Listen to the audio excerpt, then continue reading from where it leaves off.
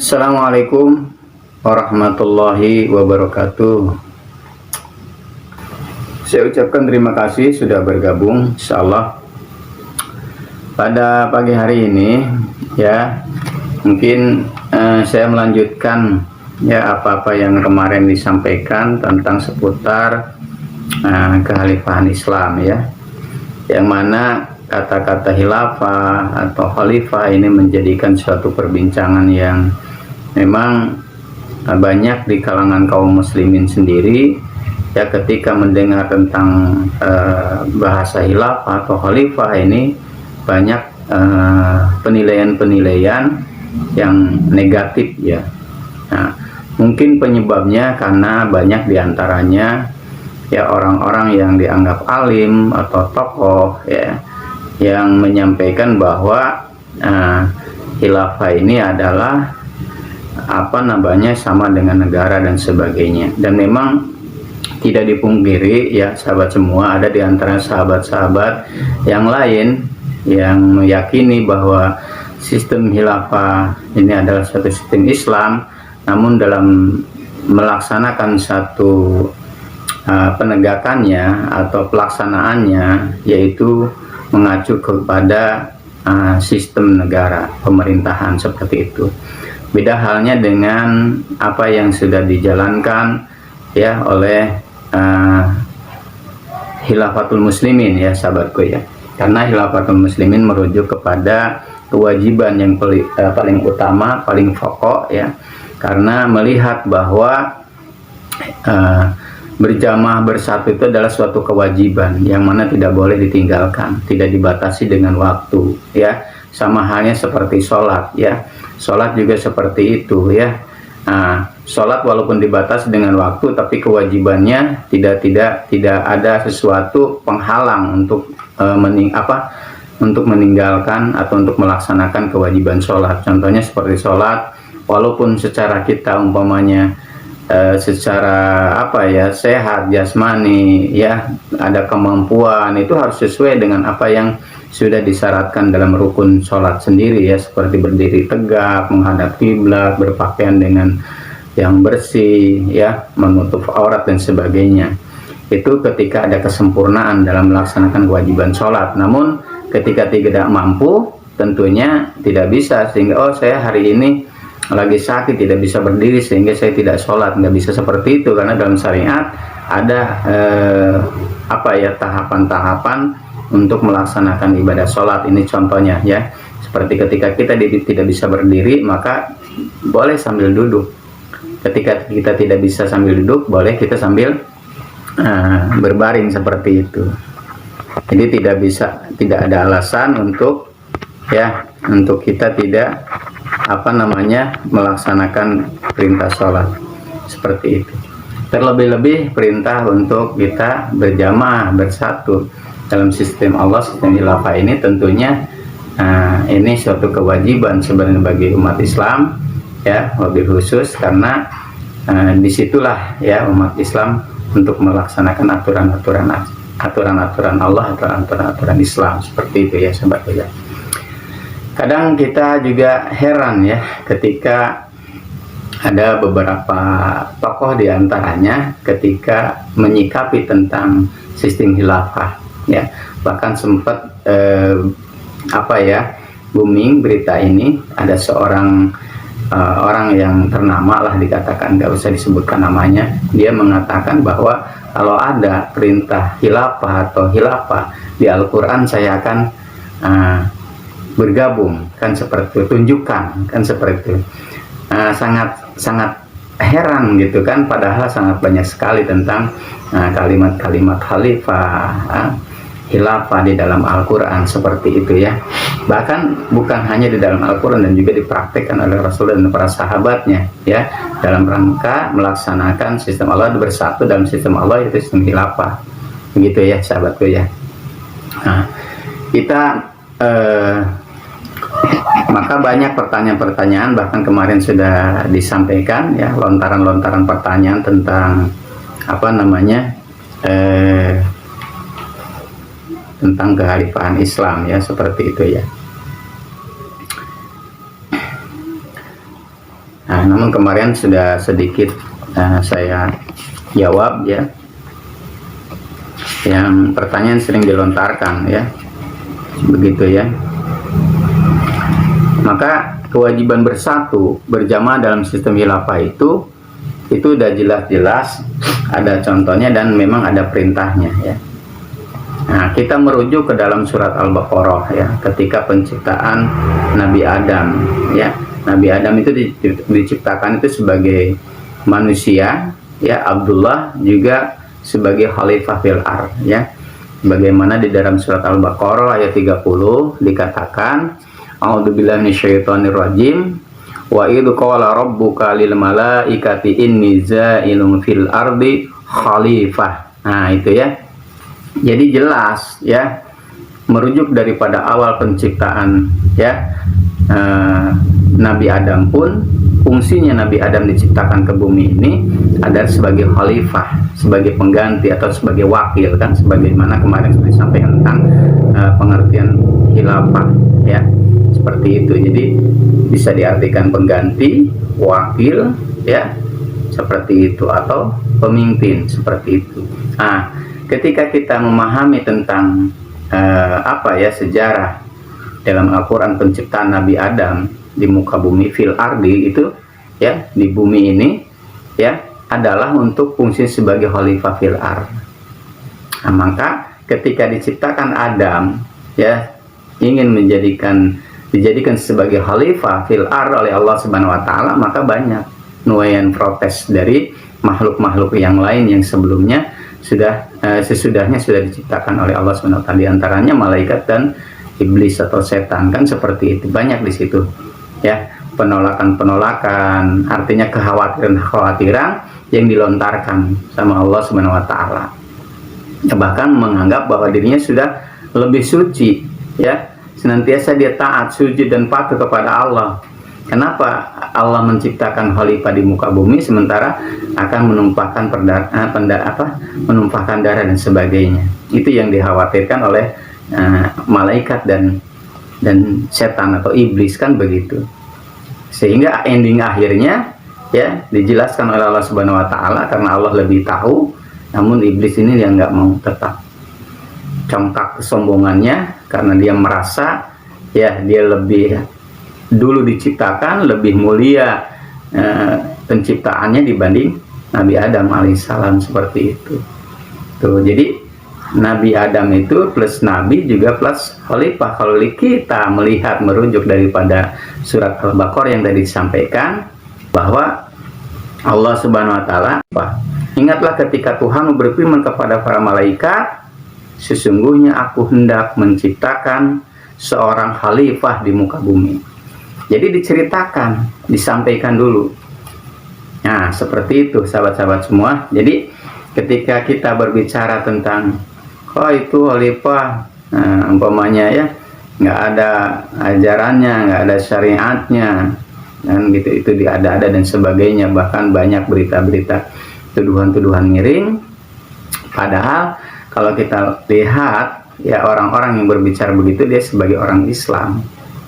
Nah, mungkin bisa saja kurangnya kita ini ya mempelajari ya sejarah-sejarah ya, dan juga mungkin diantaranya kita lebih cenderung ya taklid gitu ya, seperti itu. Jadi kita nggak mau ketika kata ulama yang kita anggap guru, kita anggap ustadz katanya, nah itu tidak benar dan sebagainya, udah taat aja kan, begitu.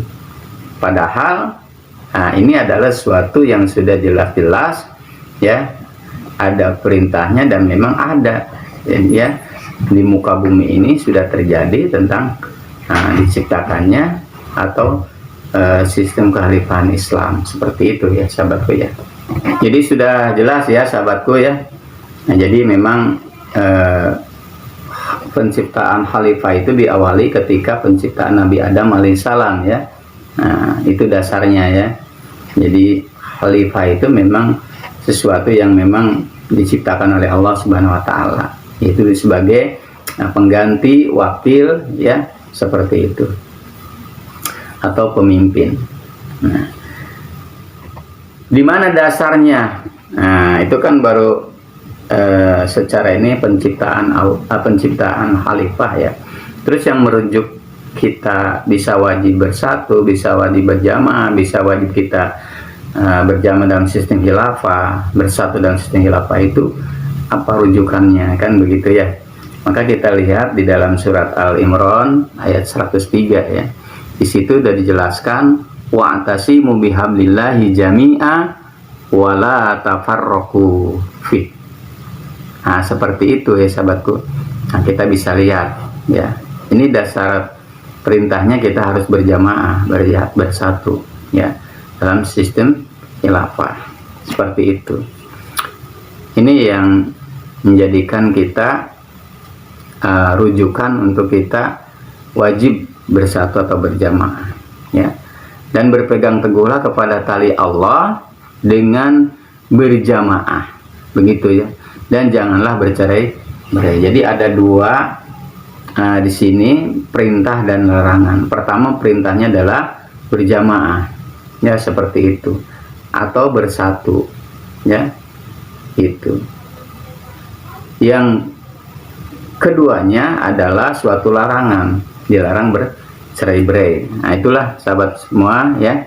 Nah, ini semua tentunya jangan dianggap apa ya, sesuatu yang tidak merasa wajib gitu. Kenapa kita ketika mendengar hukum perintah sholat, perintah saum, perintah zakat ya, nah kita mau melaksanakannya ya. Kenapa ketika ada perintah kita berjamaah, bersatu, nah kita tidak mau?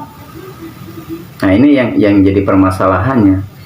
Sedangkan kata Allah ya di dalam surat Al-Baqarah 208 itu, ya ayyuhalladzina amanu udhulu fisilmi kafah. Padahal kata Allah diperintahkan orang yang beriman itu untuk masuk ke dalam Islam secara kafah ya, melaksanakan aturan-aturan syariat Allah itu secara kafah. Jadi ibadah itu harus kafah, bukan kita hanya sholat saja, puasa saja, atau mungkin haji. Nah, sementara ini perintah Allah juga dalam Al-Quran sudah jelas ya, bahwa diperintahkan oleh Allah Subhanahu wa Ta'ala untuk berpegang teguh kepada tali Allah ya, aturan Allah ya. Tuh, Al-Quran dan Sunnah ini harus kita dipegang ya, harus menjadikan rujukan kita. Bagaimana dalam pelaksanaan bisa melaksanakan tali Allah ini ya, dengan berjamaah.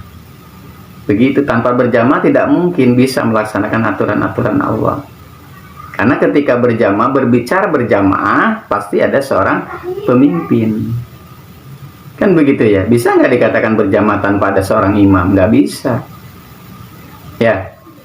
Jadi disitulah letaknya ya. Jadi ketika berbicara berjamaah tentu ini dalam satu kepemimpinan. Maka pantas ada perintah Allah dalam Al-Quran surat An-Nisa ayat 59. Di situ baru tuh ada perintah untuk mentaati ulil amri ya. A'udzubillahiminasyaitonirrajim. Bismillahirrahmanirrahim. Ya ayyuhalladzina amanu atiullaha wa atiur rasul wa ulil amri minkum. Nah, seperti itu ya. Maka di situ ada ketaatan, ada suatu perintah untuk mentaati Allah, Rasul, dan ulil amri. Inilah syarat dari ketaatan itu sempurna ya. Ketaatan yang sempurna itu tiga. Ketaatan ini tidak boleh dipisahkan ya. Seorang ulil amri atau pemimpin atau imam itu dalam sistem, dalam suatu jamaah. Nah, maka ketika berbicara berjamaah, maka berbicara tentang kepemimpinan. Maka sebagaimana tadi disampaikan di surat An-Nisa itu, ya itu nyambung ke situ ya, begitu ya sahabatku ya. Jadi seorang muslim itu wajib taat dalam tiga dimensi, pada Allah Subhanahu wa Ta'ala, kepada Rasulullah SAW, dan kepada ulil amri ya. Nah, seperti itu. Jadi kepada Allah berarti kita melaksanakan aturan-aturan Allah yang tertuang dalam Al-Quran. taat kepada Rasul, melaksanakan apa-apa yang sudah menjadikan sunnahnya atau dalam hadis-hadis itu. Bagaimana pelaksanaan dalam melaksanakan perintah-perintah Allah. Begitu. Wa ulil amri minkum, dan kepada pemimpin, pengganti atau penguasa. Begitu ya. Atau kita kenal kepemimpinan kaum muslimin itu seorang khalifah. Nah, maka pas sebagai umat Islam ini harus punya pemimpin seorang khalifah. Karena apa? Dalam kehidupan umat Islam itu ya tidak mengenal yang lain, hanya dua kepemimpinan. Ya, dulu ketika di zaman Nabi, pemimpinnya Nabi, sistemnya nubuah. Ya, sebagaimana dalam hadisnya, Bani Israel senantiasa dipimpin oleh para nabi. Ketika Nabi wafat, maka digantikan lagi Nabi. Setelahku, kata Rasulullah, tidak ada lagi Nabi, yang ada adalah khalifah yang banyak. Itu dalam hadis seperti itu. Ya, maka itu udah jelas. Ya, maka ketika kita sebagai umat Rasulullah mentaati Allah dan Rasulnya, jangan kita membikin-bikin. Sudah jelas ada contohnya. Ya, nggak ada lagi perselisihan harusnya, karena semua umat Islam merujukannya Al-Quran dan As-Sunnah. Dan Rasulullah sebagai suri teladan, laqad kana lakum fi Rasulillahi uswatun hasanah. Kan seperti itu. Ya, maka disitulah ya perlunya kita memahami ya untuk melaksanakan apa perintah-perintah Allah. Nah itu ya sahabatku ya. Kenapa seperti itu? Ya, umat Islam harus bersatu karena orang kafir pun bersatu, sahabatku ya. Nah, maka kalau kita ya tidak bersatu, kita akan kalah. Nah, seperti itu ya. Sebagaimana dalam Al-Quran surat Al-Anfal ayat 3 itu. Ya. Walladzina kafaru ba'duhum awliya'u ba'din. Seperti itu. Ila taf'aluhu takum fitnatu fil ardi wa fasyadu kabir. Tuh kata Allah seperti itu. Dan orang-orang yang kafir, yang menolak Islam, ya, nah, yang menolak Islam itu dikatai kata Allah adalah kafir. Kafir itu menolak. Sebagaimana mereka menjadi pelindung bagi sebagian yang lain. Tuh, mereka saling melindungi, sahabatku. Ya, bahu membahu. Orang kafir juga sama. Bersatu, saling melindungi di antara dia. Ya, kata Allah seperti itu. Dia menjadi pelindung bagi sebagian yang lain. Jika kamu tidak melaksanakan apa yang diperintahkan Allah itu, niscaya akan terjadi kekacauan di muka bumi dan kerusakan yang besar. Tuh, kalau kita tidak melaksanakan perintah Allah, tidak mau bersatu, ya, itu akan terjadi ya fitnah yang besar, kerusakan di muka bumi ini ya. Ya, seperti itu ya sahabatku ya. Maka tentang bersatu berjamaah itu ya hukumnya wajib. Ya. Maka jika orang-orang kafir memiliki pemimpinan secara universal, ya. Jadi orang-orang kafir juga mempunyai suatu kepemimpinan secara universal. Tuh. Dan kita bisa saksikan kan, pemimpin mereka masih eksis kan, ya, seperti sistem kepausan, ya, pemimpinnya Paus itu bahkan kita sudah saksikan, sudah berkunjung ke Indonesia. Maka masa mata kita tertutup atau hati kita ini tidak berfungsi? Ya, mereka saja, ya, dia eksis dengan kepemimpinan secara universal, secara global, ya, dengan kefausannya, dimanapun dia berada dia punya ketaatan yang ada di Indonesia, di Amerika, dimanapun semuanya melaksanakan suatu ketaatan kepada pemimpinnya. Dia punya kepemimpinan namanya kefausan, pemimpinnya Paus. Coba renungkan sahabatku, Kadang-kadang saya suka heran kenapa gitu. Umat Islam kok udah jelas ada perintahnya, ada Al-Qur'annya, ada sejarahnya, ada hadisnya, udah jelas bahwa umat Islam wajib bersatu. Tapi kok ketika diajak bersatu banyak sangkalan-sangkalan, bahkan kembali kepada penilaian negatif kepada orang yang ingin bersatu, berjamaah, mengajak ayo bersatu dalam sistem Islam sendiri, ya sistem khilafah. Nah ini yang ini ya. Ya. Nah begitu sahabatku ya. Maka mereka pun kan begitu ya. Tetap eksis dengan kepemimpinan secara universal, dengan sistemnya sendiri, kefausan dengan seorang pemimpin faus. Dan sebenarnya umat Islam juga lebih sempurna. Ya, lebih sempurna. Karena diutusnya Rasul itu sebagai rahmatan lil alamin. Kan seperti itu sebenarnya. Maka Islam itu bukan untuk satu kaum, sahabatku ya. Beda dengan nabi-nabi yang lain. Ya, kalau nabi-nabi yang lain itu dia diturunkannya kitabnya seperti Injil, Taurat, Zabur itu untuk kaumnya sendiri. Ya. Begitu, tapi ketika diturunkannya Islam, diturunkannya Al-Quran kepada Nabi Muhammad SAW, ini untuk rahmatan lil alamin. Jadi nggak ada kita untuk menolak, kalau Islam di sana tuh, di negara Mekah, di Arab umpamanya, nggak bisa seperti itu sahabat. Walaupun Rasulullah SAW Arab. Ya. Nah ini yang perlu kita pahami sahabatku ya. Jadi umat Islam juga punya kepemimpinan secara global itu, yaitu sistem khilafah dengan seorang pemimpin khalifah, seperti itu ya sahabatku ya. Nah ini yang perlu kita pahami. Nah ini kadang-kadang Masya Allah ya, tidak habis pikir. Sampai banyak hari ini penilaian-penilaian tentang atau ketika umat Islam berbicara tentang khilafah itu negatif. Tidak ada keinginan itu, ya Allah saya baru dengar ini, bersegera gitu. Kan harusnya seperti itu. Ya sahabatku. Ketika hari ini kita merunut ke belakang ya, ke sana, itu kekhalifahan itu eksis sampai tercatat 104 itu kekhalifahan gitu. Sampai hancurnya kekhalifahan di Turki Utsmani itu sudah umat Islam itu sudah terkotak-kotak sahabatku. Maka saya sering sampaikan bagaikan ayam ya, tertinggal induknya, mati induknya, sehingga dia apa yang lewat dia ikuti, sehingga bercerai-berai. Begitu. Maka hari ini sebenarnya sebagai umat Islam itu dia bukan sebagai ayam.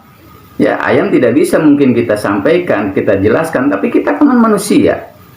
Ya, dan kita punya sebagai umat Islam merujukan Al-Quran dan Sunnah. Ketika dipahamkan bahwa ini loh, ya, kita ini tidak boleh berpecah belah seperti ini.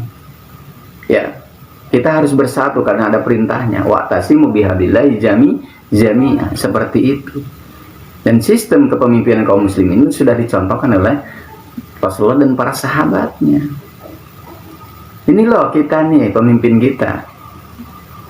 Ya, dalam melaksanakan ibadah kepada Allah SWT adalah seorang khalifah. Begitu. Kan harusnya ketika begitu bernyadari, ya Allah, ya. Ya. Jadi umat Islam itu bagaikan bisa dikatakan sebagaikan berlayar di suatu kapal atau perahu. Tiba-tiba kapal perahunya itu dihancurkan. Maka semua orang mencari untuk dia bisa menyelamatkan. Ada kayu dia ambil, ada ban dia ambil. Seperti itu. Nah, pada zaman atau kondisi zaman sekarang, umat Islam seperti itu. Maka pantas dikatakan bahwa Islam itu bagaikan buih di lautan. Banyak, bahkan bisa disebutkan mayoritas. Bahkan setiap kampung bisa 100% umat Islam. Kecuali di kota-kota mungkin ada sekian persen karena ada umat-umat yang lain. Namun kondisinya bagaimana? Yang kita rasakan tidak ada suatu kedamaian, kepersatuan di antara umat. Karena kadang-kadang satu kampung, satu desa, atau satu kota itu pemahamannya beda-beda, ya, sehingga dia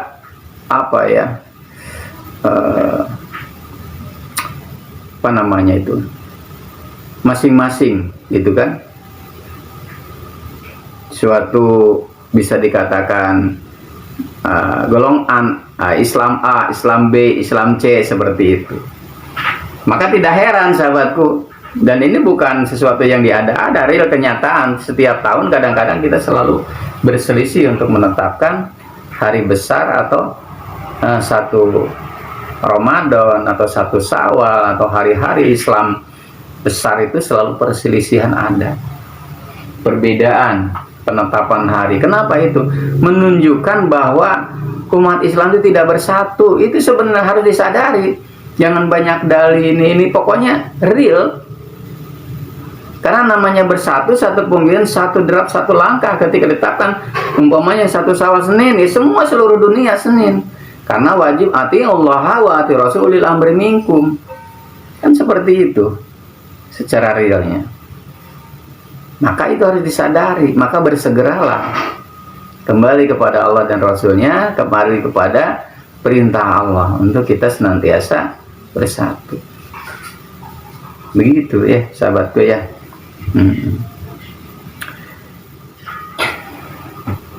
Sebagaimana ya yang dilaksanakan oleh para nabi, ya, yang disebut Nabi Ulul Azmi, 5 nabi yang diperintahkan Allah untuk menegakkan dinullah. Konsepnya sama semuanya, 5 nabi itu. An aqimuddin wala tatafarraqu. Tegakkan din dan jangan berpecah belah, seperti itu. Maka kita lihat di dalam surat surat Asy-Syura ya, ayat 13.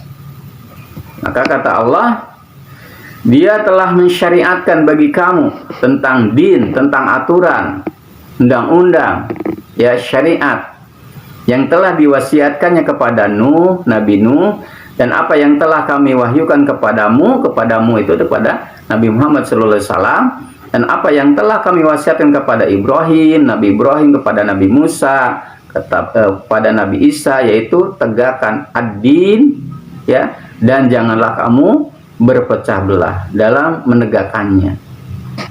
Tuh, kalau kita punya semua tujuan untuk menegakkan din Allah, ya, maka jangan ada perselisihan. Ya, dalam penegakannya itu tidak boleh berpecah belah, harus bersatu. Nah, begitu sahabatku ya. Itu semua sudah dilakukan oleh 5 nabi ini. Nabi Musa, Nabi Isa, Nabi Ibrahim, ya, Nabi Muhammad SAW. Dia bersatu dalam sistem nubuah, ya, dipimpin oleh seorang nabi. Untuk apa? Dalam rangka menegakkan ad-din. Terlebih-lebih dinul Islam, aturan Islam yang perintahnya untuk menyampaikan kepada umat seluruh manusia. Begitu ya sahabatku ya. Jadi setiap muslim di samping sebagai hamba Allah, dia juga mendapat amanah untuk menekan ad-din. Begitu ya. Dan haram berpecah belah dalam menegakkannya. Maka kalau kita semua ada keinginan, oh saya juga sama menegakkan dinul Islam, tapi kita berpecah belah, ini haram hukumnya. Ya, begitu sahabatku. Maka yang paling utama itu sebelum kita melaksanakan syariat-syariat yang lain itu bersatu dulu. Baru ntar akan ada syariat-syariat, terus bisa kita melaksanakan perintah Allah, ya, kafah dalam melaksanakan Islam. Seperti itu ya sahabatku ya. Dan ini adalah suatu perintah Allah untuk bertobat kepada Allah Subhanahu wa Ta'ala. Ya, begitu ya sahabatku ya. Maka Allah Subhanahu wa Ta'ala merintahkan kita untuk bertobat kepada Allah, dan dengan beberapa ketentuan, dan dilarang menjadi seperti orang-orang musyrik. Sebagaimana disampaikan di dalam surat Ar-Rum 3132 yang artinya dengan kembali bertobat kepadanya, bertakwalah kepadanya, serta dirikanlah sholat, dan janganlah kamu termasuk orang-orang yang mempersekutukan Allah, orang yang musyrik, kata Allah. Yang bagaimana kata Allah, yaitu orang-orang yang memecah belah din mereka, ya, aturan mereka, ya, dan mereka menjadi beberapa golongan, tiap golongan bangga dengan apa yang ada pada mereka. Tuh, seperti itu ya sahabatku ya. Jadi kita diperintahkan untuk ya bersatu, jangan seperti orang-orang yang mensekutukan Allah. Mereka bercerai-berai dan bangga dengan golongan-golongan yang dibuat-buat. Nah, itu dihukumi kata Allah ya suatu kesyirikan, kemusyrikan. Sudah mempersekutukan Allah, menjadi bikin tandingan-tandingan Allah. Allah sudah mensyariatkan tentang sistem Allah atau sistem khilafah, kita bikin yang lain. Ya, A, B, C, D sampai 73 urutan. Itu tidak boleh. Nah, ini akan merujuk kepada hadis Rasulullah SAW bahwa umatku akan terpecah belah menjadi 73 golongan. Semuanya neraka. Karena tadi bangga dengan golongan yang dibuat-buat. Ya, begitu. Ya, A, B, C, D, F terus dibikin. Padahal sudah ada contohnya Islam itu satu dalam sistem khilafah. Toh Islam itu satu. Dia bernaung dalam sistem Allah sendiri, sistem Islam sendiri yaitu sistem khilafah. Begitu sahabatku ya, seharusnya seperti itu gitu.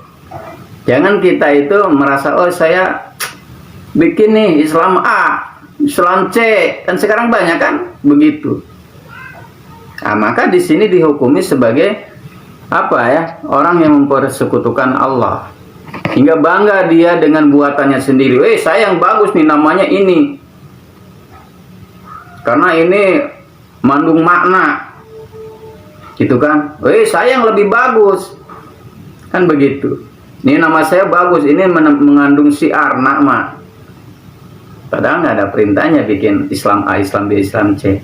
Islam itu bernaung di dalam sistem Allah berjamaah dalam menegakkan din Allah, melaksanakan syariat-syariat Allah dalam sistem kehalifahan setelah Rasulullah wafat. Itu harusnya. Ya, begitu ya sahabatku ya. Nah, maka kata Allah jangan sampai kita menyerupai sebagai orang-orang yang musyrik, bercerai-berai, berselisih. Ya. Nah, sebagaimana di dalam surat Al-Imran ya ayat 103. Itu peringatan dari Allah ya. Dan janganlah kamu menyerupai, menyamai orang-orang yang bercerai-berai dan berselisih. Sudah datang keterangan yang jelas kepada mereka. Mereka itulah orang-orang yang mendapat siksa yang berat. Diancam sama Allah. Sudah jelas Allah menyampaikan keterangan yang begini, wajib bersatu, berjamaah. Ini yang dicontohkan Rasulullah. Ya, kita umat Islam bersatu dalam sistem khilafah. Sudah jelas dalilnya, sudah jelas contohnya. Nah, kita berselisih, maka membuat buat-buat yang lain. Setelah datang keterangan yang jelas, Al-Quran sudah jelas, sejarah sudah jelas. Apalagi yang tidak jelas. Ya, seperti itu. Maka ditegur sama Allah, janganlah kamu menyerupai orang-orang yang bercerai-berai dalam berselisih. Sudah datang keterangan yang jelas. Itu akan diancam siksa yang sangat berat, sahabatku ya. Maka Allah melarang kaum muslimin berperilaku seperti orang-orang yang berpecah belah, yang menyebabkan perselisihan dan diancam oleh Allah dengan azab yang pedih. Tuh, benci Allah itu ya Allah. Ya, sahabatku ya. Sudah jelas Allah memberikan aturan-aturan syariat-syariat, sudah dicontohkan oleh orang-orang yang syahih, ya, yang benar dalam melaksanakan ibadah kepada Allah, Rasul dan para sahabat. Kenapa kita masih berselisih? Ya, begitu ya sahabat ini. Maka Inilah yang perlu kita yakini dan perlu kita laksanakan. Setelah kita memahami, imani, kita laksanakan. Ya, karena berjamaah itu wajib, dan kalau kita tidak berjamaah maka kita diancam oleh Allah Subhanahu wa taala. Ya. Maka sebagaimana dalam hadis riwayat Ahmad, ya, alaikum bil jamaati wa iyyakum wal furqah. Ya. Ya, seperti itu. Jadi hendaklah kalian berjamaah, bersama berjamaah, ya. Hendaklah kalian bersama jamaah. Tuh, jadi kita harus bersama jamaah, ada dalam jamaah. Janganlah kalian berpecah belah seperti itu. Jadi dipertegas dengan hadis-hadis, ya, bahwa memang berjamaah itu adalah suatu kewajiban, bersatu suatu kewajiban. Jangan sampai kita tidak ada dalam jamaah. Ya, maka ketika kita tidak dalam jamaah yang sudah dicontohkan oleh Rasulullah dan para sahabat, maka termasuk orang yang memecah belah din. Begitu. Maka ketika hari ini ada tuduhan Khilafatul Muslimin katanya ngajak bersatu, dia sendiri bikin nama sendiri, justru dia yang memecah belah.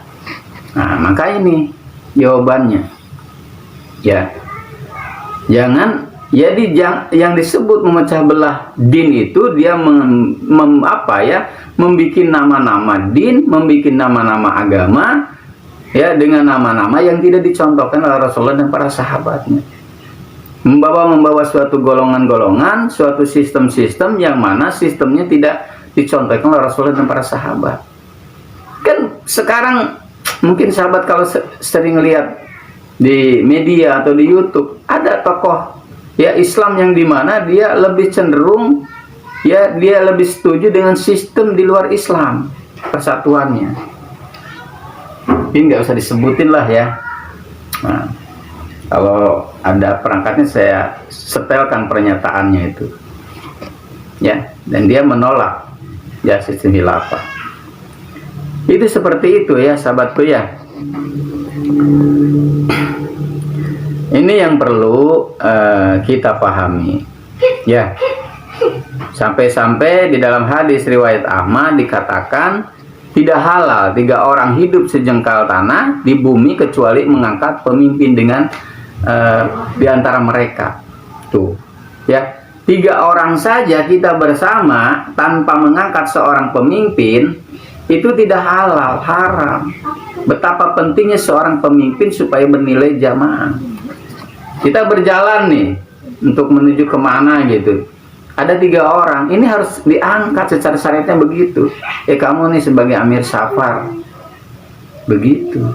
Apalagi kita secara global umat Islam secara mayoritas begini banyaknya, kita tidak mengangkat seorang pemimpin, pemimpinnya setiap tadi golongan-golongan itu. Ya, begitu, ya, sahabatku, ya. Jadi apa yang menjadikan ragu bagi kita untuk senantiasa kita bersegera untuk berjamaah bersatu dalam sistem khilafah, dan khilafatul muslimin sudah ada di tengah-tengah kita, ya, seperti itu. Jadi pemikirannya, sahabatku, jangan sampai picik gitu pemikirannya. Jadi sehingga kita takut dianggap, wah, kita bikin negara di negara sehingga ini dianggap berontak. Jangan seperti itu pemikirannya. Khilafah itu sistem ibadah, dan ibadah itu, ya, dilindungi oleh negara, melaksanakan ajaran sesuai dengan keyakinannya. Orang-orang di luar Islam saja dia eksis dengan kepausannya, dia aman, tetap dapat perlindungan di negara kita, ya. Dia terus-menerus tidak pernah kosong kepemimpinannya. Padahal pemimpinnya di mana? Di sana, di Vatikan. Coba. Tapi seluruh umatnya dimanapun dia, ya, melaksanakan ketaatannya, aman, nggak ada. Dia damai. Apa yang dianggap melanggar negara? Toh dia melaksanakan ajarannya, memang di dalam ajarannya harus dia punya pemimpin. Bahkan kemarin pun disambut kan, datang ke Indonesia, Bahkan di masjid atau di mana tuh disambutnya Paulus tuh. Kenapa kita umat Islam punya pemimpin khalifah? Takut.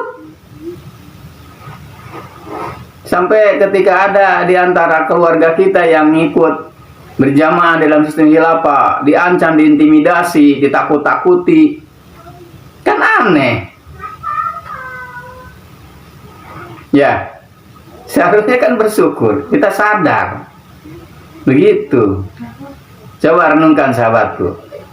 Apa yang ditakuti? Kita tidak melanggar negara, tidak bertentangan dengan hukum. Loh, umat Islam juga ada perintahnya mentaati seorang pemimpin. Pemimpinnya sudah jelas di dalam ajarannya, dia seorang khalifah.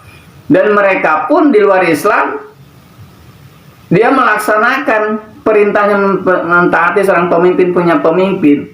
Dan memang ketetapan di dalam agamanya, ya pemimpinnya paus. Ya sudah. Apa yang harus diherankan? Apa yang harus dianggap?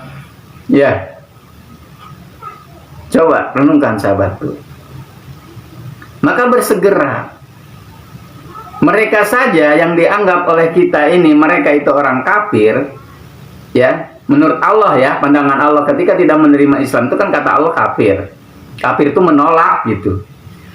Karena dia masih eksis meyakini ya, yang dia yakini tidak menerima Islam sebagai din yang sempurna yang diturunkan oleh Rasulullah SAW. Mereka saja eksis dengan ketaatannya kepada panduan kitabnya. Maka saya katakan setiap sistem, setiap din, setiap aturan tidak mungkin. Ya, tidak ada perintah mentaati pemimpinnya. Sok apapun. Ya, setiap perkumpulan di mana di situ ada aturan untuk melaksanakan suatu pekerjaan, aturan-aturan pasti harus ada pemimpin. Apalagi ini aturan yang maha adil, aturan pencipta bumi dan langit, jagat dan isinya, jagat raya nih. Dia udah jelas kita akui. Ya, Al-Quran sebagai hudan. Ya, tidak ada keraguan di dalamnya kan. Dzalikal kitabul la raiba fihi hudal lil muttaqin tuh. Al-Quran itu tidak ada keraguan di dalamnya, hudan, petunjuk, aturan bagi orang-orang yang takwa. Apakah kita termasuk orang yang tidak bertakwa sehingga kita meragukan? Dengan apa yang tadi disampaikan dalam Al-Quran sudah jelas. Kita wajib bersatu, berjamaah dalam sistem Allah sendiri. Sudah diriwayatkan, dicontohkan dalam hadis-hadis. Sejarah-sejarah sudah membuktikan. Bahkan menjadi sejarah yang mungkin lebih dekat itu, 100 tahun kurang lebih hancurnya kekhalifahan Islam. Itu menjadi sejarah bahwa Islam punya sistem sendiri dalam melaksanakan ajarannya sendiri. Begitu sahabatku ya.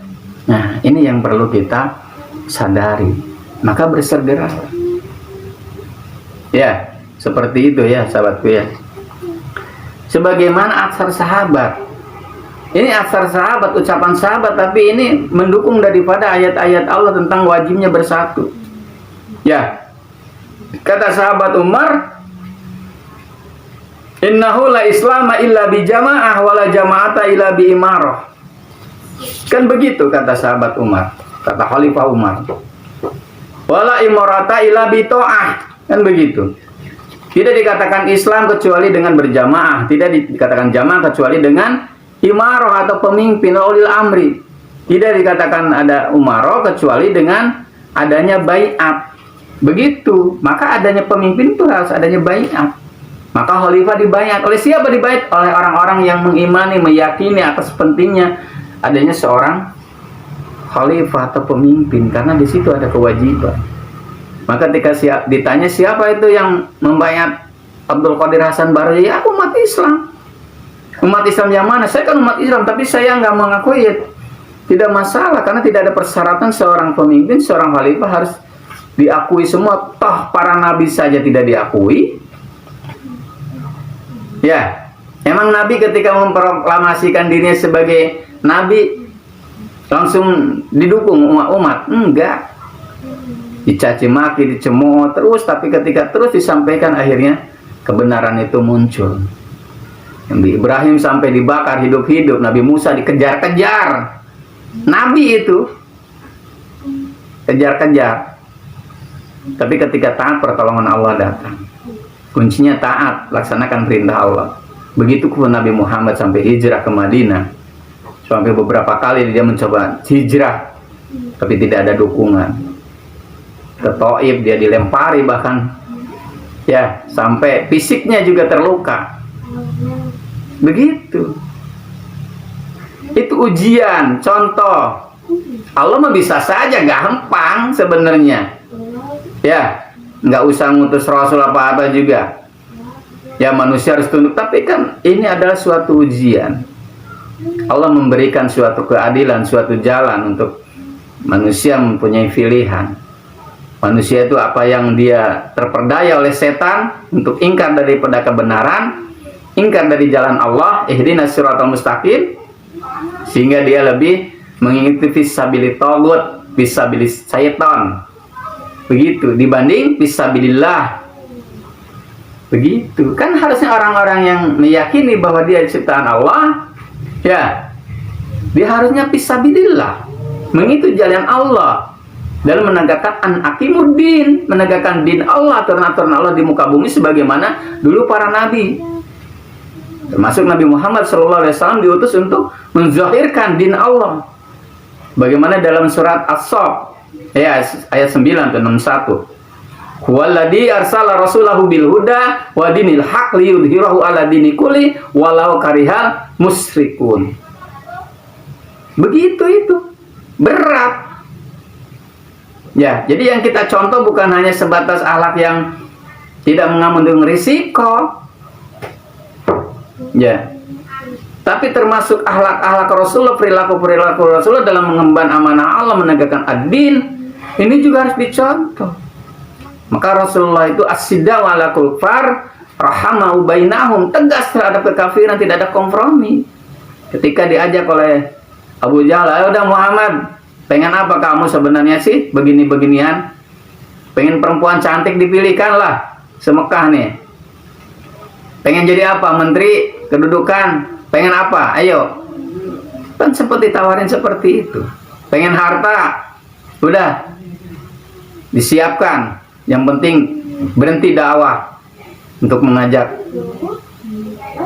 kaum saya menyembah kepada Allah.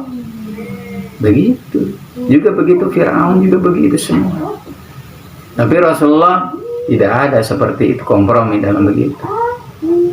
Ya, karena ini adalah perintah Allah, walaupun risikonya, kata Allah, orang-orang musyrik itu tidak suka dan akan membencinya. Orang musyrik itu apa? Orang yang tidak mau bersatu, bercerai-berai dia. Begitu kan tadi dalam ayatnya.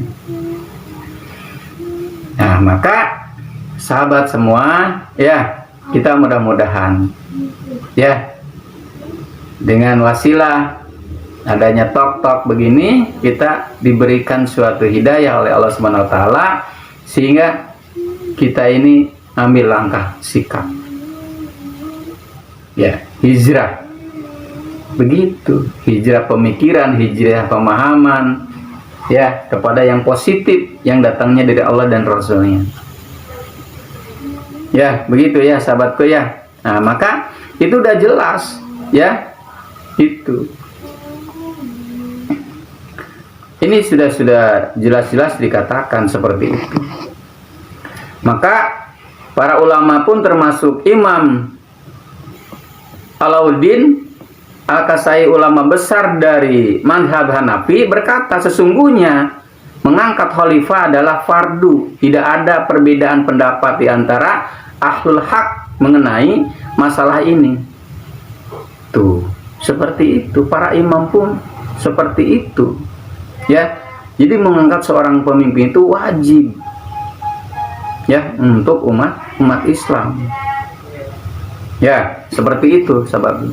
Termasuk apa yang disampaikan oleh Imam Al-Qurtubi, seorang ulama besar dari mazhab Maliki, menjelaskan tafsir surat Al-Baqarah ayat 30 yang tadi dia qala rabbuka lil malaikat inni zailun fil ardi khalifah itu, ya, disampaikan, ditegaskan oleh Imam Al-Qurtubi, seorang ulama besar dari mazhab Maliki, menjelaskan tafsir Quran Al-Baqarah ayat 30 itu bahwasanya ayat ini merupakan dalil paling asal, paling utama, ya, mengenai kewajiban mengangkat seorang imam atau khalifah yang didengar dan ditaati untuk menyatukan pendapat serta melaksanakan hukum-hukum kekhalifahan, hukum-hukum Allah.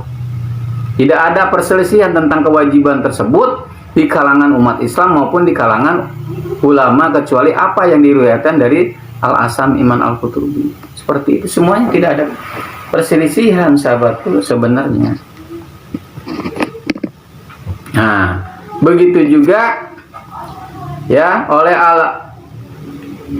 Alama Abu Zakaria An-Nawawi dari kalangan manhaj Syafi'i mengatakan para imam mazhab telah bersepakat ya bahwa kaum muslimin wajib mengangkat seorang khalifah, seperti itu ya, sebagaimana di dalam syarah Sahih Muslim. Nah, ini seperti itu, sahabat, nggak ada perselisihan.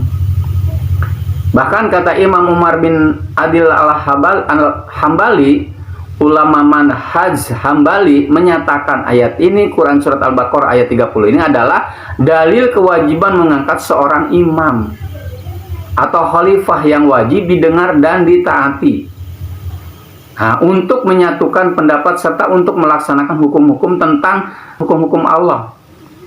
Tidak ada perbedaan tentang kewajiban tersebut di kalangan para imam. Kenyataan sejarah Rasulullah SAW wafat. Nih, dalam sejarah saja wafatnya Rasulullah SAW, dalam riwayat menyatakan Rasulullah ya itu ditunda pemakamannya selama 3 hari. Untuk dimakamkannya itu ditunda dulu, karena ada yang lebih wajib, itu kewajiban yang lebih penting, yaitu mengangkat pengganti Khalifatul Rasul. Tuh, karena ada yang lebih wajib dibanding dengan penguburan. Padahal penguburan juga kan wajib disegerakan, tapi ada yang lebih wajib, yaitu untuk mencari pengganti. Begitu, pengganti Khalifatul Rasul, Amirul Mukminin bagi kaum muslimin. Maka kurang lebih selama 13 abad umat Islam senantiasa mempertahankan persatuan dan kesatuan dalam sistem khilafah, karena hal itu merupakan sebuah kewajiban, seperti itu. Ya, jadi kewajiban. Sampai tadi dalam sejarah Rasulullah saja, kekasih Allah itu ketika meninggal tidak segera untuk dimakamkan, sampai 3 hari itu untuk segera ya memusyawarahkan untuk mencari pengganti kekhalifahan, mengganti kepemimpinan kaum muslimin. Maka diangkatlah Abu Bakar As-Siddiq radhiyallahu anhu sebagai pengganti, sebagai khalifah pertama. Begitu ya, sahabatku ya.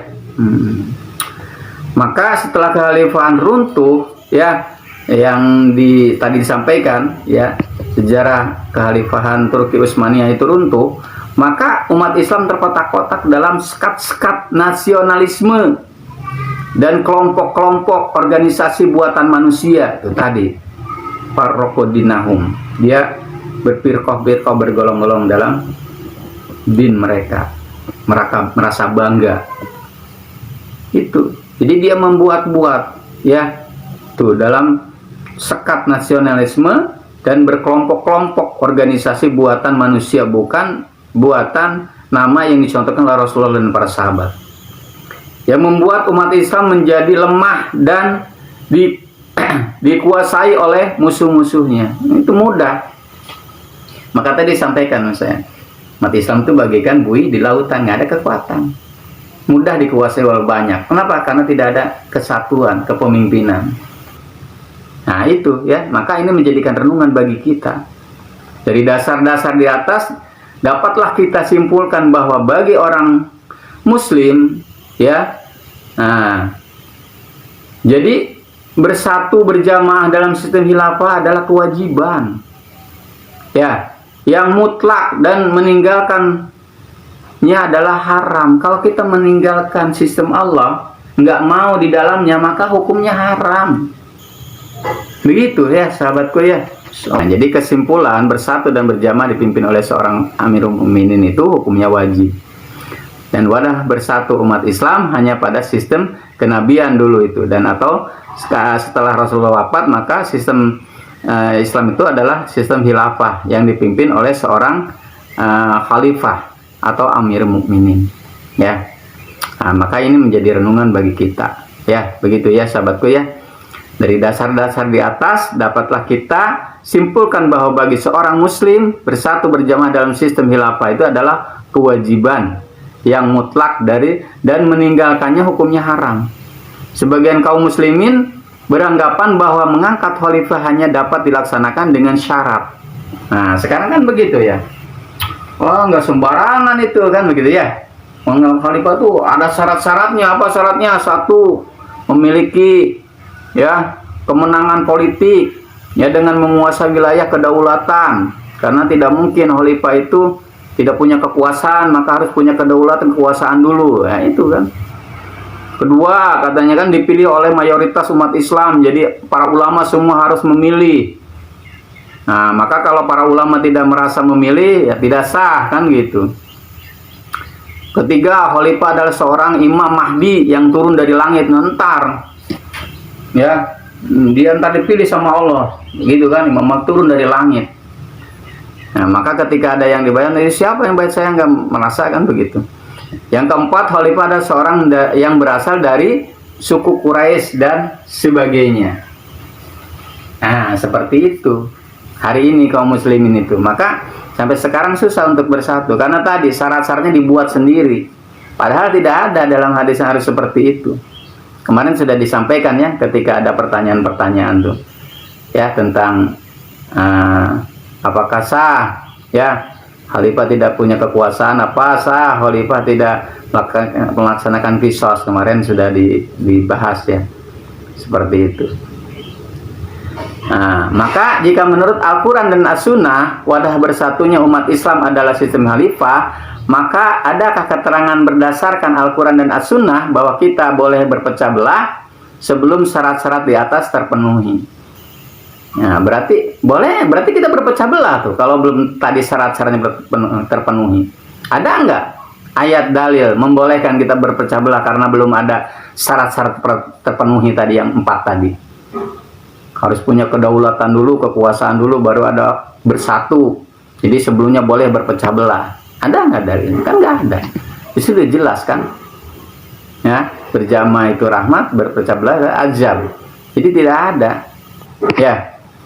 Nah, begitu ya sahabatku ya. Nah, ternyata tidak ditemukan dalil yang membolehkan hal tersebut. Tidak akan. Karena tidak ada dalil boleh kita berpecah belah sebelum kita punya kekuasaan, tidak ada. Rasul pun sudah bersatu walaupun dia baru seorang diri. Tidakkah kita takut akan azab Allah akibat perpecahan? Sebagaimana dalam surat Al-Imran ayat 103. Bisa dibaca sama sahabatnya. Yang merupakan dosa syirik ya, sebagaimana dalam surat Ar-Rum 31. Seperti itu, banyak itu ancaman-ancamannya. Ya, bisa kita baca di dalam surat Ar-Rum. Ya, kita satu-satu ya, baca aja ya. Nah, bersyukur sahabat juga bisa buka Quran ya. Nah, biar kita lebih ini. Pertama kita lihat di dalam surat Al-Imran 103. Ya. Nah, ini yang perlu. Ini kan apa yang disampaikan oleh Allah. Maka kita harus yakin ya, tidak ada keraguan di dalam Al-Quran itu. Nah, dalam surat Al-Imran surat 3 sahabatku ya, ayat 105. Maka di sini kata Allah ya, langsung terjemahnya saja, janganlah kamu menjadi seperti orang-orang yang bercerai-berai. Jangan seperti orang-orang yang bercerai-berai dan berselisih setelah sampai kepada mereka keterangan yang jelas, dan mereka itulah orang-orang yang mendapat azab yang berat. Itu diancam sama Allah. Sudah jelas keterangannya, Al-Qur'annya sudah kita dengar, tapi kita masih berselisih, nggak mau kita. Ya, sehingga kita tetap bercerai-berai. Maka di sini mendapatkan ancaman dari Allah, azab yang berat. Tuh, seperti itu sahabatku ya. Nah, itu satu. Terus dalam surat Ar-Rum ayat 31. Ya, surat Ar-Rum. Ya. Kita lihat. Surat Ar-Rum, surat 30 ya, sahabatku. Surat 30 ayat 31. Ya. Nah, di sini dikatakan kata Allah, ya. Langsung aja terjemahnya ya. Dengan kembali bertobat kepadanya dan bertakwalah kepadanya serta laksanakan sholat dan janganlah kamu termasuk orang-orang yang menyekutukan Allah. Tuh, jadi kalau kita bercerai-berai itu termasuk orang-orang yang menyekutukan Allah. Ya, seperti itu. Maka bagaimana? Nah, ini ada penjelasannya sahabatku. Kan di sini janganlah janganlah kamu termasuk orang-orang yang menyekutukan Allah. Orang musyrik, jangan seperti orang yang musyrik. Yang bagaimana orang musyrik itu? Nah, di ayat 32-nya dijelaskan kata Allah. Yaitu orang-orang yang memecah belah din mereka. Tuh. Jadi dia memecah belah, bikin nama-nama yang lain, ya. Nama yang sudah dicontohkan oleh Rasulullah dan para sahabatnya. Jika dia bikin kelompok-kelompok lain, nama-nama yang menurut mereka bagus. Nah, ini justru kata Allah dihukumi sebagai suatu kemusyrikan, kesirikan. Mereka memecah belah din mereka dengan mereka menjadikan beberapa golongan. Setiap golongan merasa bangga dengan apa yang ada pada golongan mereka. Yo, namana alus iyo. Ya, menang istihorohelan. Ya, ini bagus namanya. Dapat kesepakatan para ulama namanya ini. Dia bangga dengan nama-namanya. Padahal itu bukan nama yang sudah disyariatkan oleh Rasulullah SAW. Nah, ini ya sahabatku. Coba renungkan itu di dalam surat Ar-Rum. Ya, surat 30, 31, 32 itu. Jangan sampai kita menjadi orang yang dihukumi sebagai orang yang mempersekutukan Allah. Ya, seperti itu. Nah, sementara dosa syirik adalah dosa yang tidak akan terampuni. Itu hati-hati, dosa besar yang tidak akan diampuni itu adalah dosa syirik. Tadi syirik itu tadi ya. Jadi surat Ar-Rum tadi, surat 30, 31, 32 itu penjelasan syirik itu yang bagaimana ya. Jadi syirik atau kemusyrikan yang hari ini kita pahami ya, minta-minta ke kuburan, ya, khodam-khodam dan sebagainya, itu tidak lebih besar daripada dosa ini dalam Al-Quran, karena itu hanya dalam hadis. Ini dalam Al-Quran udah jelas ya. Maka bagaimana ancaman orang yang dihukumi suatu kemusyrikan kata Allah, dia tidak akan diampuni dosanya sebagaimana dalam surat An-Nisa surat 4. Kita lihat surat 4 ayat 48. Ya, sahabatku ya. Nah, surat 4 ayat 48. Jadi kita jangan merasa ya aman dari ancaman Allah kalau memang kita sebagaimana yang tadi dijelaskan. Maka ancamannya apa? Ya, surat An-Nisa ayat 48. Sesungguhnya Allah tidak akan mengampuni dosa karena mempersekutukannya syirik. Ya, dan Dia mengampuni apa? Dosa yang selain syirik. Jadi Allah masih mengampuni dosa selain syirik mah. Bukannya kita meremehkan dosa ya, seumpamanya kita membunuh atau mencuri, itu masih ada kesempatan, masih ada peluang untuk diampuni dosanya sama Allah. Tapi dosa syirik tidak akan diampuni oleh Allah kalau dia tidak bertobat. Ya, maka di sini udah jelas nih. Sesungguhnya Allah tidak akan mengampuni dosa karena mempersekutukannya atau syirik. Dan Dia mengampuni dosa yang selain daripada syirik itu. Bagi siapa yang Dia kehendaki, barang siapa mempersekutukan Allah, maka sungguh dia telah berbuat dosa yang besar. Nah, begitu sahabatku. Ya. Maka buktikanlah keimanan kita terhadap Al-Quran sebagaimana dalam Arkanul Iman, mengimani kitab-kitab Allah. Ini kitab Allah, Al-Quran ini. Kata Allah, ya, orang-orang musyrik itu yang dia memecah belah dinnya menjadi beberapa golongan dan dia bikin namanya sendiri-sendiri. Nama yang tidak dicontohkan oleh Rasulullah dan para sahabatnya. Ya, sistem-sistem yang dia karang menurut dia baik. Dan dia bangga dengan nama yang dia buat itu. Itu termasuk kesyirikan kata Allah. Ya, begitu. Coba Sebagaimana dulu ketika Rasulullah SAW wafat, maka penggantinya adalah Abu Bakar sebagai khalifah. Banyak ada di antaranya sahabat-sahabat Rasulullah yang dulu berjuang mencintai Rasulullah bersama Rasulullah, tapi dia terjebak dengan jebakan setan. Dia bikin nama yang lain. Dia tidak tunduk kepada Abu Bakar sebagai khalifah sepeninggal Rasulullah. Maka sampai kata Abu Bakar, perangi. Dia sudah kafir. Sampai dia membayar zakatnya kepada kekhalifahan Islam. Seperti itu. Jadi pentingnya bersatu. Ya, begitu ya sahabatku ya. Maka jangan sampai kita ini termasuk orang-orang musyrik, karena tidak akan diampuni dosanya ya Allah Subhanahu wa taala. Coba begitu tuh. Ya. Dan dapat menghapus amal. Tuh, amal kita itu semuanya, ibadah kita itu semuanya dihapus sama Allah. Coba, Masya Allah. Jangan sampai kita menganggap sepele.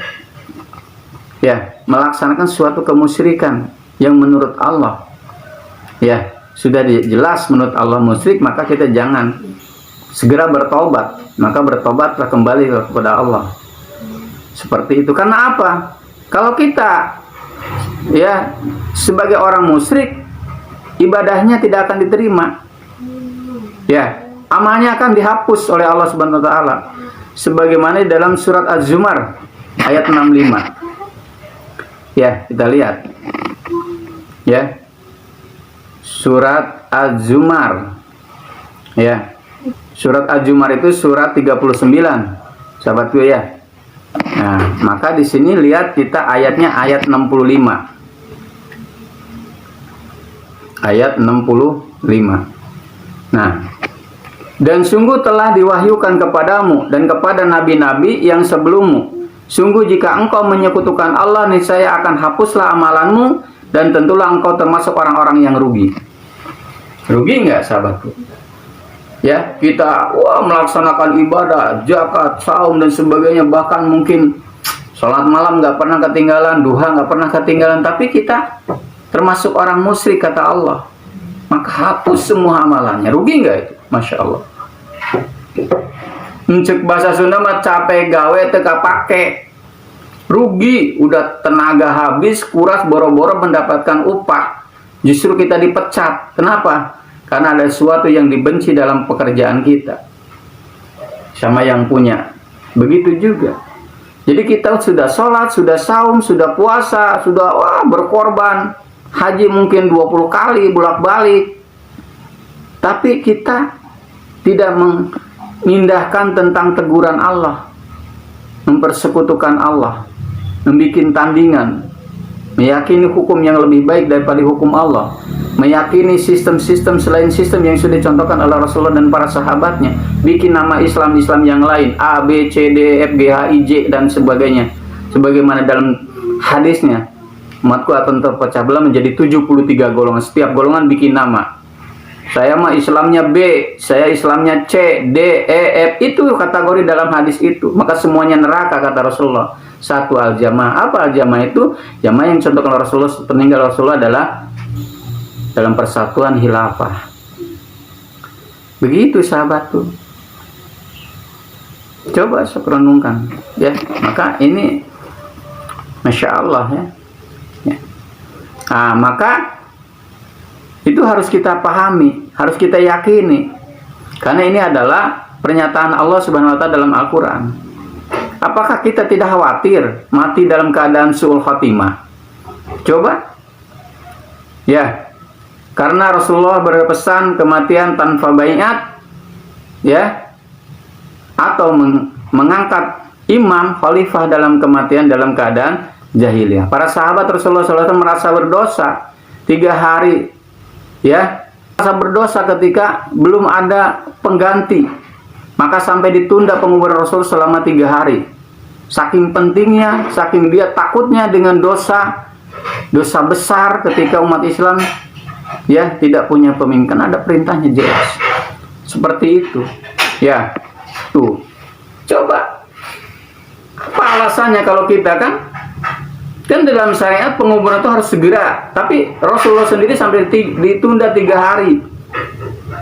Demi apa? Demi tadi takutnya jangan sampai kepemimpinan ini tidak segera ada pengganti, ya wakil Allah di muka bumi ini. Seperti itu. Maka setelah dibaiat Abu Bakar As-Siddiq radhiyallahu sebagai khalifah pengganti, maka baru dimakamkan. Begitu sahabatku ya. Bagaimana dengan dosa kita yang telah berpuluh-puluh tahun, bahkan mungkin lebih, kurang lebih sudah 100 tahun sampai sekarang, ya, hidup tanpa ulil amri minkum, hidup tanpa khalifah, hidup tanpa dalam sistemnya sendiri, berkotak-kotak. Nah, ini harus menjadi perenungan bagi kita, ya. Padahal mengangkat seorang khalifah itu adalah satu ibadah, hukumnya wajib. Ya, apakah kita harus menunggu sempurna sebagaimana tadi syarat-syarat yang dibuat-buat sehingga kita baru melaksanakan ibadah? Bukankah bila kita telah berusaha memenuhi syarat sahnya ibadah tapi kita belum mampu memenuhinya, ibadah itu tetap sah? Maka saya gambarkan tadi seperti sholat harus berdiri, tapi kita nggak mampu, apakah kita tidak sah sambil duduk? Sah. Jangan sampai saya tidak bisa berdiri, ya udah ntar aja sholatnya kalau bisa berdiri karena hari ini lagi sakit, nggak bisa berdiri, dosa, udah haram. Maka walaupun tidak bisa berdiri, kita sudah kemaksimalan dalam berupaya kita bisa duduk, ya sudah sambil duduk sholat itu tetap sah seperti itu semasa hari ini. Ya, yang disangkalkan oleh orang-orang diantara ya hari ini, itu Khilafatul Muslimin hilafah abal-abal. Kenapa? Karena dia tidak melaksanakan syariat Islam, tidak melaksanakan qisas, tidak punya kekuasaan, tidak punya militer. Apakah itu menjadi syarat seorang khalifah? Sedangkan kekhalifahan sekarang itu adalah manhaj nubuwah, metodenya para nabi, sebagaimana dulu nabi dari seorang diri menyatakan ana Rasulullah ilaikum, untuk kalian. Seorang diri, dia dakwah terus seperti itu, nggak langsung ini syariat, ini kamu mencuri potong, enggak, berangsur-angsur sampai sempurna. Allah yang menyempurnakan. Jadi yang penting taat melaksanakan kewajibannya seperti itu. Jangan sampai kita mati tidak dalam keadaan tunduk. Maka diingatkan kan di dalam surat Al-Imran 102-nya itu, ya ayyuhalladzina amanu ittaqullaha haqqa tuqatih wa la tamutunna illa wa antum muslimun. Diingatkan sama Allah, bertakwa dengan takwa yang sebenarnya, ketaatan yang sempurna, ati Allah wa Rasulullah amri minkum, laksanakan Islam secara kafah, laksanakan penegakan din itu tidak boleh berpecah belah dalam sistem Allah, sistem khilafah, dengan takwa yang sebenarnya melaksanakan semua aturan Allah. Begitu. Janganlah kalian mati tuh kecuali dalam keadaan tunduk patuh dalam sistem Allah. Begitu. Maka kalau kita seperti itu akan termasuk mati dalam keadaan su'ul khotimah. Jangan sampai sahabatku kita ini, bersegeralah mumpung kita diberi kesempatan sama Allah. Nggak usah ditakuti. Apa yang ditakuti? Saya sudah berulang-ulang kali tadi sampaikan. Hari ini yang menjadi suatu momok atau suatu pembincangan, orang menjadi takut dan sebagainya, ditakut-takuti. Ya, awas kamu kalau masuk khilafah, kamu berontak, itu teroris kamu. Ya, bahkan naudzubillah, ya, itu suatu fitnah yang disebarkan ya kepada kaum muslimin, dampaknya luar biasa. Ya, maka ketika berbicara Islam, berbicara syariat Islam, berbicara khilafah, orang udah sinis.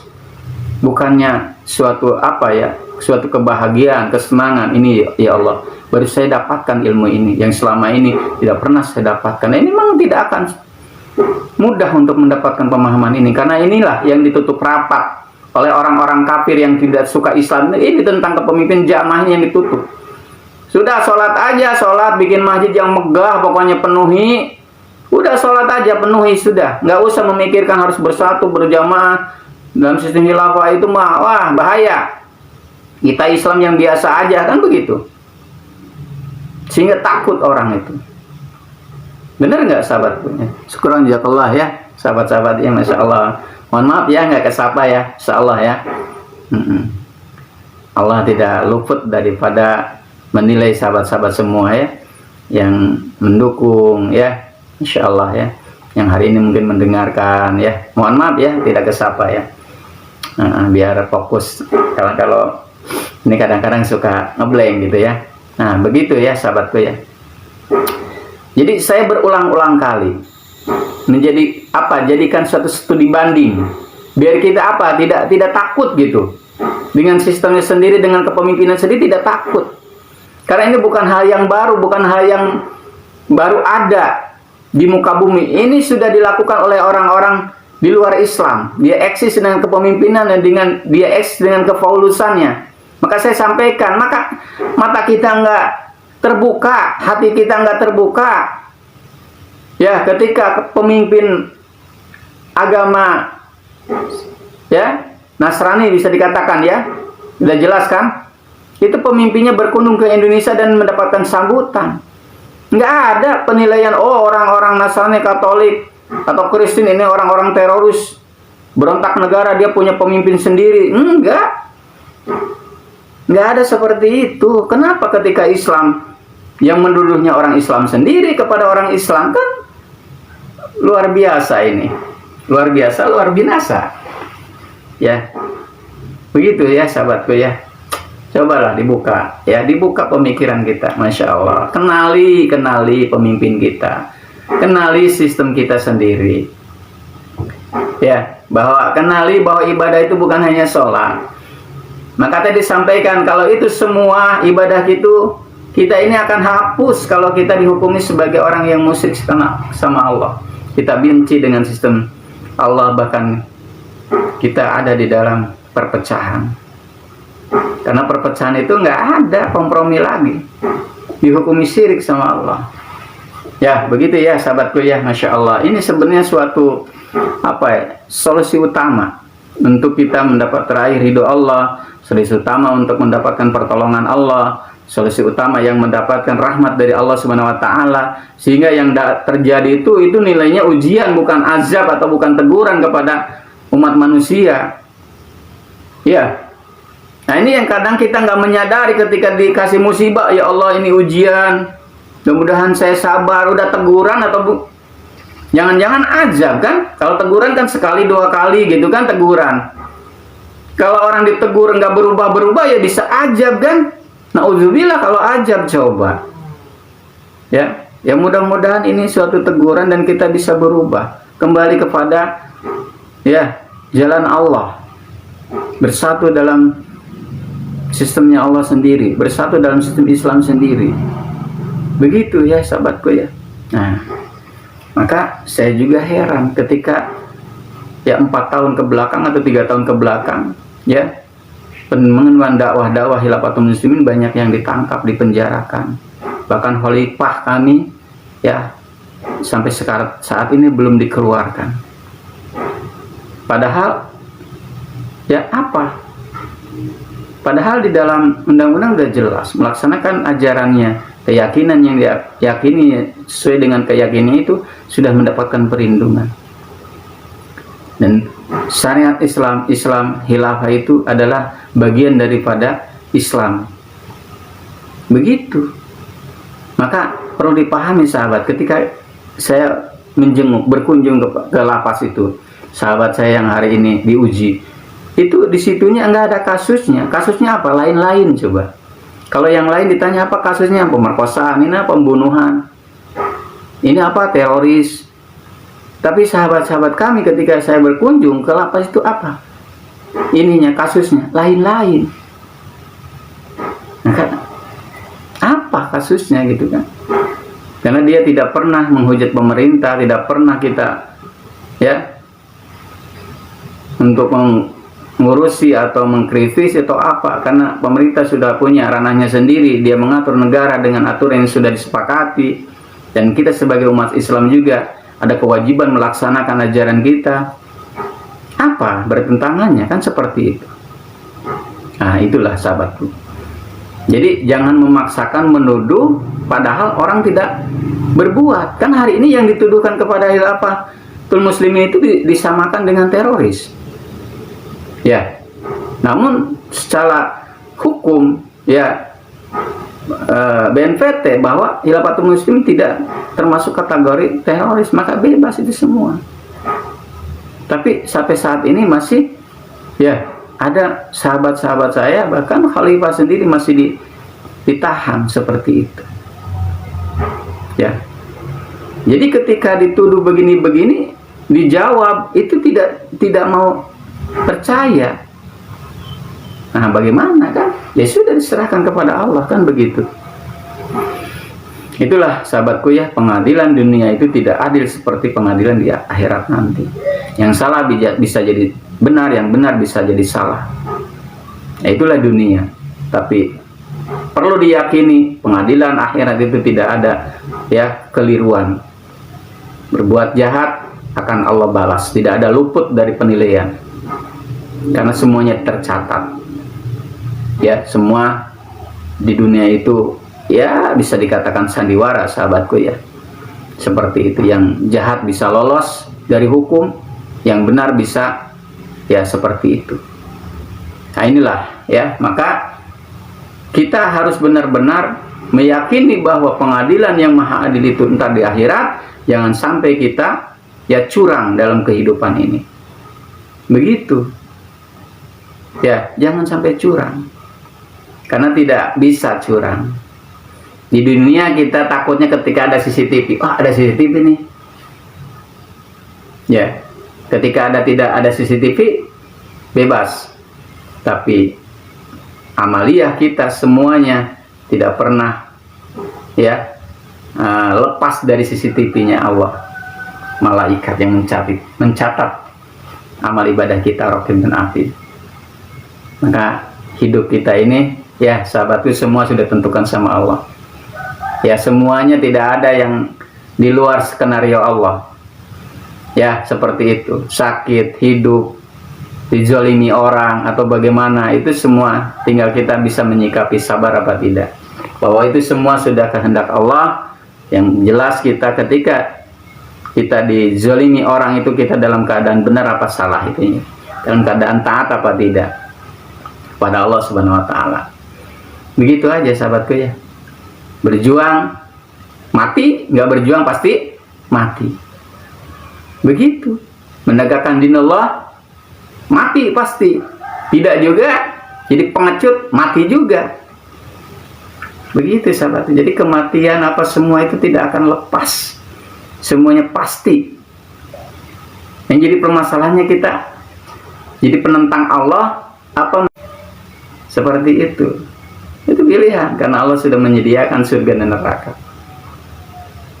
Tidak akan bertukar. Orang yang hari ini menentang hukum Allah masuk surga, nggak bakalan. Berarti Allah nggak adil. Masa orang ya menentang Allah, ya ajak perang sama Allah karena dia bikin tandingan Allah masukkan surga, nggak mungkin. Maka janganlah menjadi musuh Allah, ya menjadi tandingan-tandingan Allah. Jangan. Di dunia mungkin kita lepas dari ajab Allah, bergelimpang harta, ya bergelimpang sanjungan, wah dapat penghargaan, penghormatan dari manusia karena kepandaian kelihayan kita dalam berbicara atau apa. Tapi ingat, di hadapan Allah nggak ada yang luput sahabatku. Nggak ada kan yang ada yang luput, semuanya. Tidak akan tertipu Allah itu dengan penampilan. Ya, baik, begitu ya sahabatku ya. Maka bersegeralah, ayo. Yang sudah hari ini menyimak ada dalam sistem khilafah, ayo kita istiqomah. Ya, walaupun memang secara ini ya pasti setan tidak akan tinggal diam. Ya, akan terasa dikasih beban berat. Padahal ya syariatnya ya, atau mungkin secara ini tidak berat ya. Hari ini kita hanya sebagai ya semastatotum ibadah kita ya. Ya taklim ya, menerima keilmuan, yakini apa yang hari ini kita mampu laksanakan. Seperti itu. Ya, maka iman, hijrah, jihad. Iman dulu lah, setelah iman kita hijrah, baru kita jihad, pengorbanan harta dan jiwa kita.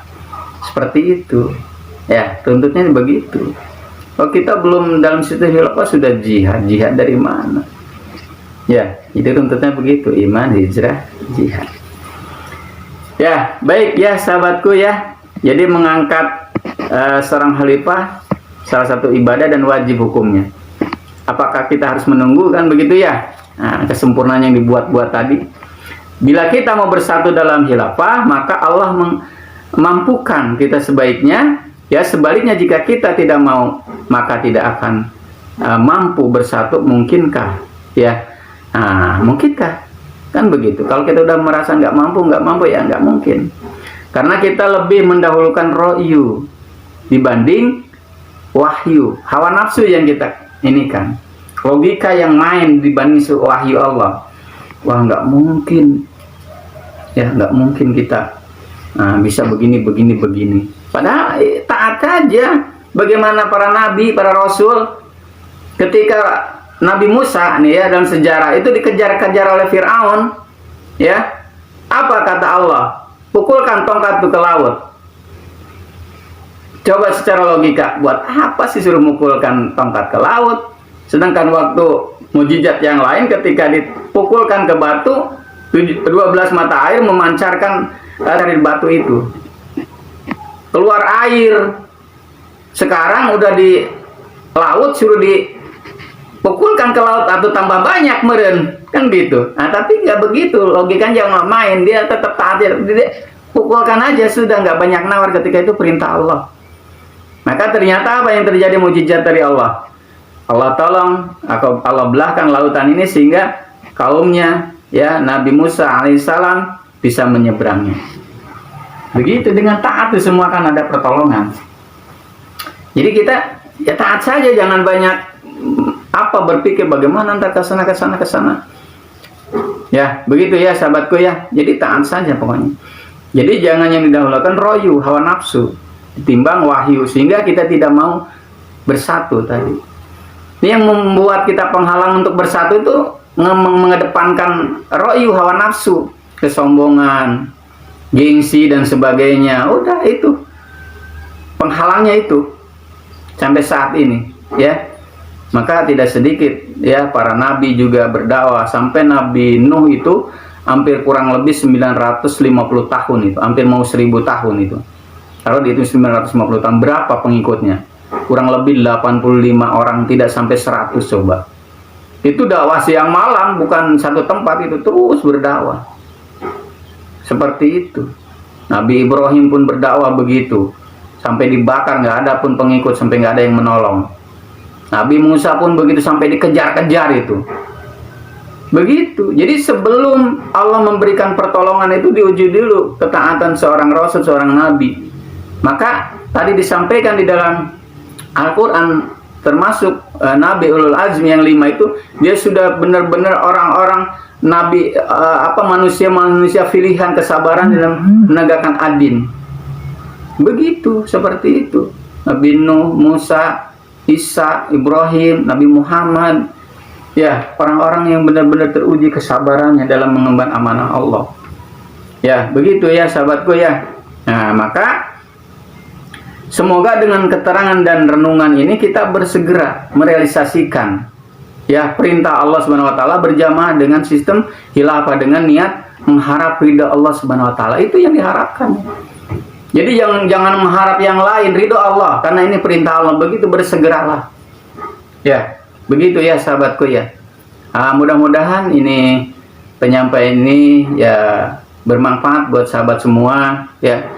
Bagi sahabat semua yang hari ini baru mendengar, mudah-mudahan ini menjadikan hidayah ya, suatu informasi yang mana harus kita segera disambut sebagai kaum muslimin, sebagai umat Islam untuk segera bersatu meninggalkan perpecahan, sehingga kita diancam oleh Allah karena kita berbuat dosa yang besar. Begitu ya sahabatku ya.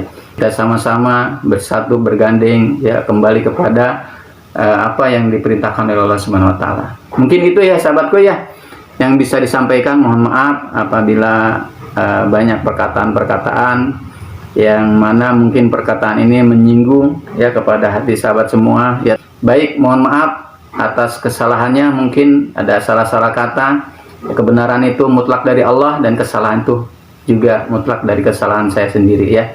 Mohon dimaafkan, dan juga saya beristighfar kepada Allah. Astagfirullahaladzim, astagfirullahaladzim, astagfirullahaladzim. Saya akhiri live ini dengan hamdalah dan doa kifaratul majelis. Alhamdulillahirrabbilalamin. Subhanallah wa bihamdika asyhadu an la ilaha illa anta astaghfiruka wa atubu ilaik. Assalamualaikum warahmatullahi wabarakatuh.